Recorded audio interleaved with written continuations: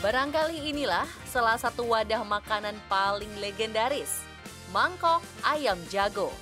Bagi penikmat kuliner, mangkok klasik satu ini tentu saja sudah tak asing. Mangkok ayam jago masih sering berseliweran dan menjadi cambung andalan para penjual makanan berkuah seperti bubur, bakso, dan mie ayam. Tidak saja di Indonesia, mangkok ayam jago juga dikenal luas di negara-negara Asia Tenggara. Bukan hanya sekedar gambar, motif ayam jago punya cerita menarik yang bertalian dengan latar belakang budaya di banyak negara Asia, khususnya Cina. Selebritas yang on the weekend menyingkap sejarah hingga filosofi di balik gambar ayam jago di badan mangkok nan klasik tersebut.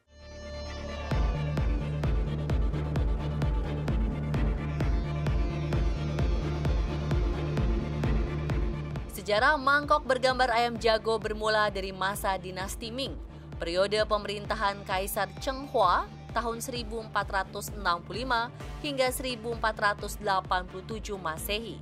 Kala itu, sang kaisar memesan 4 buah mangkok keramik dengan teknik douchai yang diperuntukkan untuk dirinya serta untuk dipersembahkan secara khusus kepada sang permaisuri sebagai tanda cinta. 4 buah mangkok itu bergambar ayam jago dan ayam betina. Kaisar memesannya kepada seorang perajin keramik di daerah Jingdecheng, Provinsi Jiangxi. Dari cerita inilah mangkok ayam jago menjadi legenda. Dari hasil penelitian saya, dan pada waktu itu saya menuliskannya untuk National Geographic Indonesia, mangkok ayam jago itu sebenarnya berasal dari Tiongkok, pembuatannya di sana, dan ada nilai-nilai filosofi yang kemudian juga menjadi latar belakang pembuatan mangkok itu.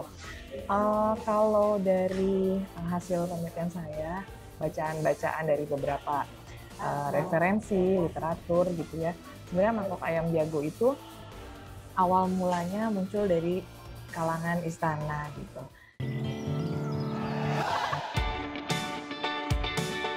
Satu hal lain, mungkin selama ini kita hanya mengenal satu motif mangkok ayam jago.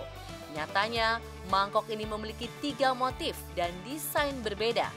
Pertama, menampilkan sosok ayam jago berwarna merah dan hitam.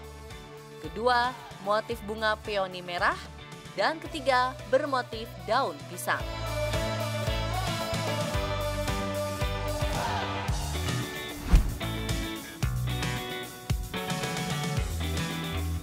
Bukan sekedar gambar biasa. Bagi masyarakat Tiongkok, mangkok ayam yang terkenal dengan sebutan Jingganbei ini memiliki arti mendalam tentang kehidupan. Lukisan dari gambar ayam jago bermakna kemakmuran. Ayam betina dimaknai sebagai banyak anak, dan sepasang anak ayam adalah pengejawantahan dari banyak rejeki. Sedangkan mangkok ayam lainnya memiliki makna simbolis. Frasa ji yang berarti ayam, mirip-mirip bunyinya dengan kata jia yang bermakna rumah atau keluarga. Sementara gambar tanaman peoni melambangkan kekayaan dan gambar pohon pisang dengan daun lebar berarti keberuntungan untuk keluarga. Yang paling utama adalah ayam, bahasa Mandarinnya adalah ci, yaitu ayam ya, ci. Itu homofon atau hampir sama pelafalannya dengan ci siang yang berarti hoki. Jadi ci dan ci itu hampir sama. Jadi penggunaan kata ci-nya itu untuk hoki dihubungkan dengan sesuatu keberuntungan. Ayam merupakan simbol vitalitas ya, simbol kekuatan. Kemudian juga ayam itu adalah binatang yang rajin. Oke, kemudian dia juga merupakan lambang kesuburan. Dan juga ayam punya beberapa fungsi seperti untuk spiritual juga. Dengan pemaknaan sebagai simbol rejeki, kekayaan, keberuntungan, hingga kemakmuran, maka tidaklah mengherankan kalau para pedagang bakso hingga mie ayam selalu dan bertahan menggunakan mangkok lawas ini untuk kelancaran dan kemajuan usaha. Yang pertama sih, kalau kita usaha mie, kita mangkoknya harus yang berlambang ayam ini. Menurut orang tua sih, lambang ayam ini membawa keberuntungan, kemakmuran, rezeki. dan biar kita usahanya kerja keras. Nah, jadi kita orang Tionghoa ini sangat mematuhi adat istiadat dari Tionghoa sana. Apakah akan menjamin keberuntungan karena menggunakan mangkok ayam? Jawabannya tidak, ya. Karena sekali lagi mangkok ayam ini cuma hanya simbolik, ya, simbolik. Ini cuma hanya bantu mengingatkan orang, ya, memberikan inspirasi. Setiap kita makan makan menggunakan mangkok tersebut, kita melihat ayam. Oh, ayam ini mengingatkan saya tuh kerja keras. Ayam ini mengingatkan saya untuk sesuatu yang sifatnya kuat kayak gitu dalam berjuang dalam hidup dan sebagainya.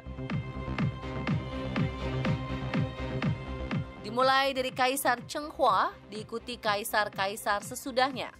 Sejarah mangkok ayam jago terus berlanjut dan bertahan, bahkan menjadi kegemaran bagi kaisar. Di antaranya adalah Kaisar Dinasti Qing dan Kaisar Wanli yang memerintah dari tahun 1572 hingga 1620. Juga wadah makanan favorit Kaisar Kangxi yang memerintah tahun 1661 hingga 1722. Saking sukanya pada mangkok yang bergambar ayam, para kaisar ini membeli dan mematok harga selangit untuk mengkoleksinya.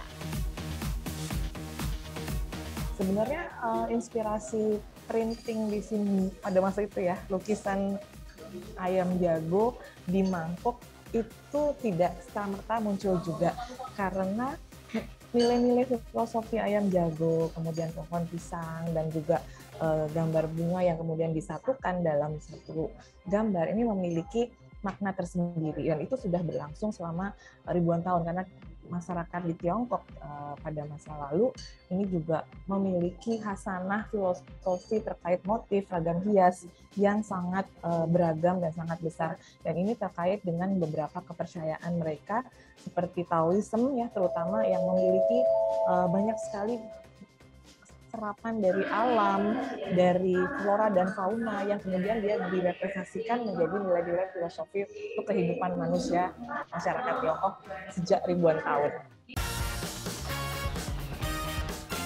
Berkembangnya peradaban dan ekonomi Cina ikut mengangkat pamor mangkok ayam jago. Ekspansi besar-besaran para perantau dari Guangdong membawa serta mangkok ayam jago ke seluruh daerah perantauan. Mangkok hanya sebatas wadah makanan yang dipakai dalam santap keluarga. Sebagai barang dagangan, rupanya suku Hakka di Thailand lah yang pertama kali memproduksinya secara massal pada tahun 1955.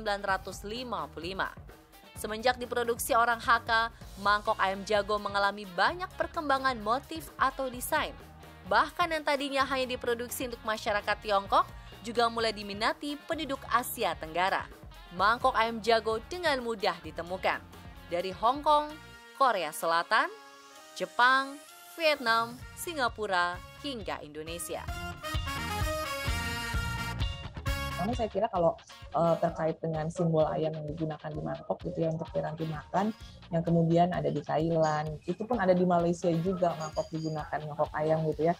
Itu terkait dengan juga penyebaran kebudayaan Tionghoa yang menyebar di Asia Tenggara. Jadi saya kira itu ada pengaruhnya dari Tiongkok juga ya.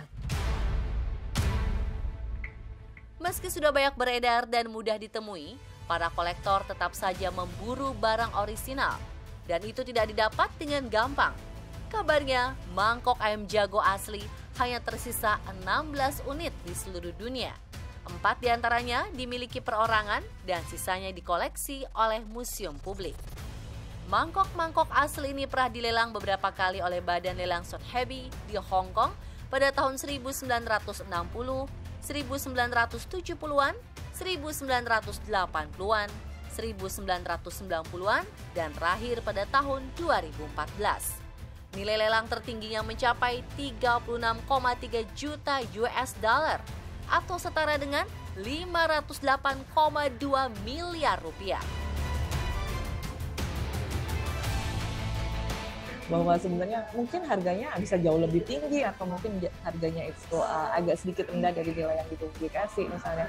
Tapi memang mekanisme lelang saya kira itu membuat barang-barang yang menjadi incaran kolektor itu bisa harganya ya bisa setinggi-tingginya gitu. Seiring berjalannya waktu, nilai budaya mangkok ayam jago semakin berkurang karena sudah diproduksi dalam skala pabrik. Lampang, sebuah produksi di Thailand, menjadi satu-satunya tempat yang mencetak mangkok ayam jago sebagai souvenir dan menyerupai bentuk asli. Bagaimanapun itu, kita rasanya patut angkat topi kepada Tiongkok. Hanya bermodal mangkok saja bisa menguasai dunia.